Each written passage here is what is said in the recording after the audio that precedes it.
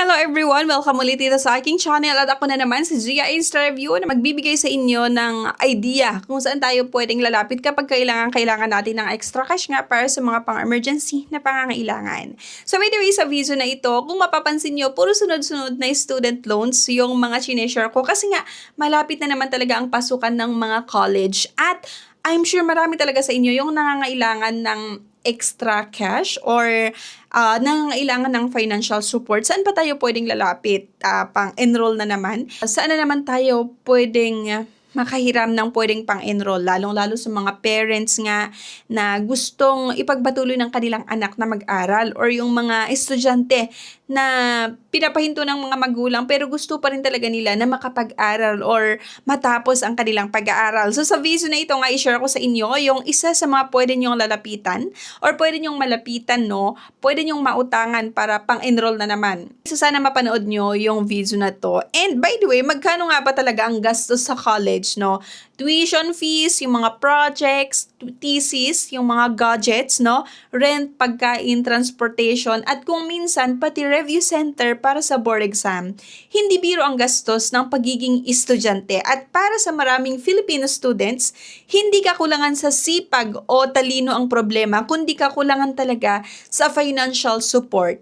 Kaya nga sa video na ito ay pag-uusapan natin ang invested. Nagawan ko na to ng video before pero i-share ko pa rin sa inyo kasi nga ayun nga malapit ang pasukan ng mga college student. Ang invested ay isang student financing platform na tumutulong nga sa mga estudyante para maipagpatuloy nila ang kanilang edukasyon.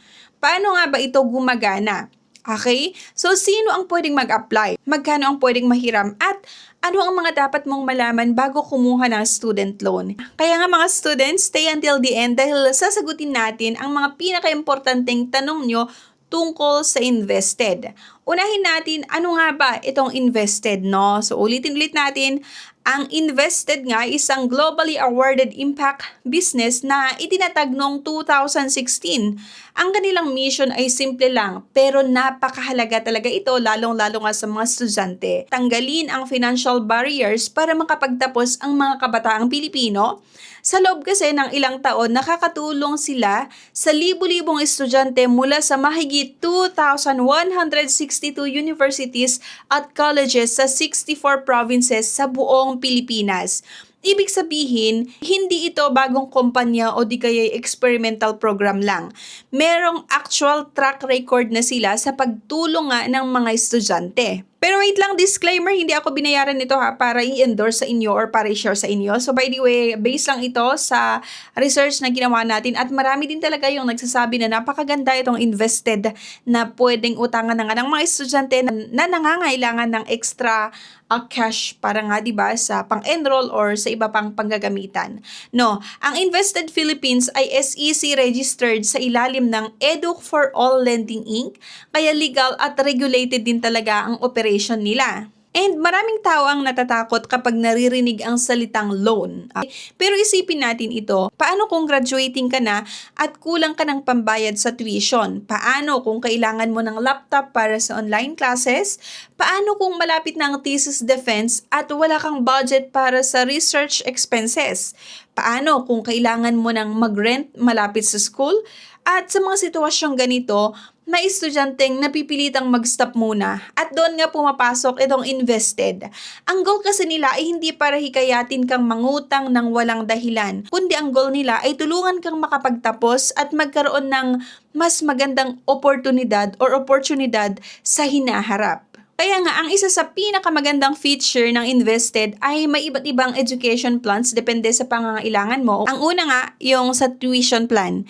Ito ang pinakasikat. Kung kulang ang pambayad mo sa tuition fee, pwede kang mag-apply para makapag-enroll agad. Parang study now, pay later setup. Diba? Napakaganda lang yung study now, pay later. Mag-aaral ka na wala kang iniisip dahil nga hindi ka nila agad-agad pagbabayaran, kundi pay later. At yung iba pa nga after graduation or pay after graduation. At number 2, itong gadget plan. Pwede natin gamitin yung utangin natin dito sa invested para sa gadget, no? Sa panahon kasi ngayon, halos imposible nang mag-aral, no? Or mag-aral ka nang walang laptop o computer. Kaya kung kailangan mo ng gadget para sa klase, merong financing option para rito. Next nga, yung thesis plan.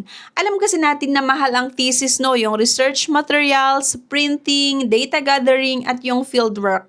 Pwedeng makatulong ang thesis financing para dito and yung rent plan, no?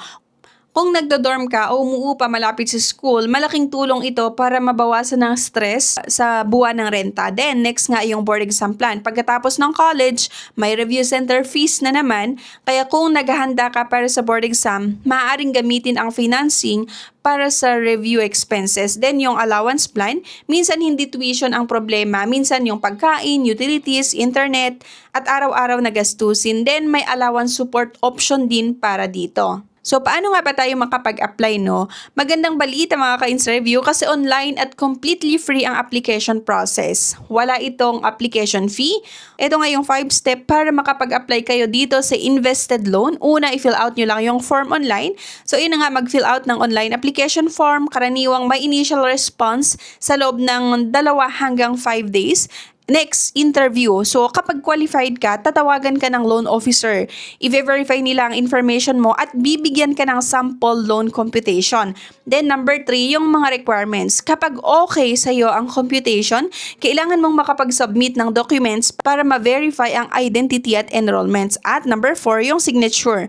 Kapag approve na ang lahat, pipirmahan mo ang agreement. At number 5, ito ang exciting part. Ang approved financial aid ay direktang ipapadala sa school o sa approved supplier. Sa allowance naman, meron itong monthly disbursement setup. So, sino ang pwedeng makapag-apply?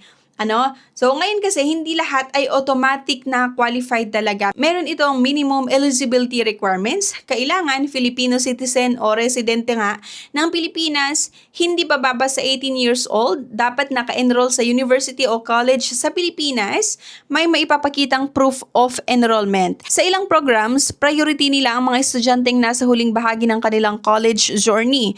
Kaya mahalagang i-check ang latest requirements para makapag-apply. Okay? So, magkano nga ba yung pwede nating mahiram dito? Isa sa mga madalas itanong, no, magkano yung pwede nating mautang, di ba? Or pwedeng mahiram sa loan na ito or sa invested.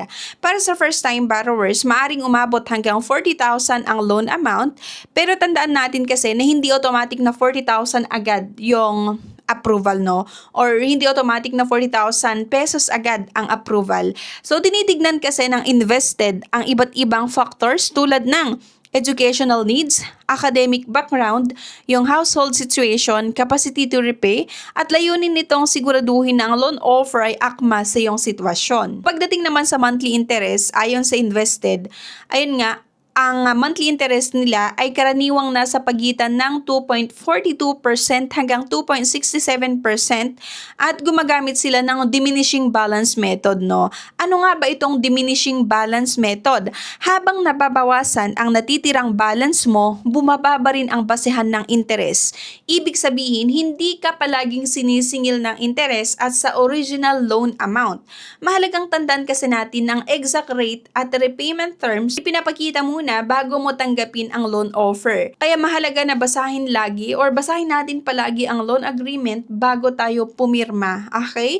Isa pang concern ng maraming borrowers, may hidden fees ba? Ayon sa invested naman, wala itong mga hidden fees. Lahat ng charges tulad ng service fees ay pinapakita upfront bago mo tanggapin ang loan. Transparency ang isa sa pinagmamalaki nitong invested na prinsipyo nila. At ang importante rin sa bahaging ito, kapag umutang ka, may responsibilidad kang magbayad sa tamang oras. Kapag delayed ang payment mo kasi, o delay ka magbayad, maaaring magkaroon ng penalty fees, maapektuhan ang repayment record mo, maaari itong ma-report sa Credit Information Corporation o CIC, at magandang credit history ay mahalaga sa future application mo sa bank at sa financing institution, kaya kung kukuha ka ng loan dito nga sa invested, siguraduhin may plano ka ring magbayad kasi nga nagre-report sila sa Credit Information Corporation. So by the way po kasi ang CIC ay samahan ito ng iba't ibang mga bangko, lending at financing companies na kapag accredited entity sila ng CIC, no,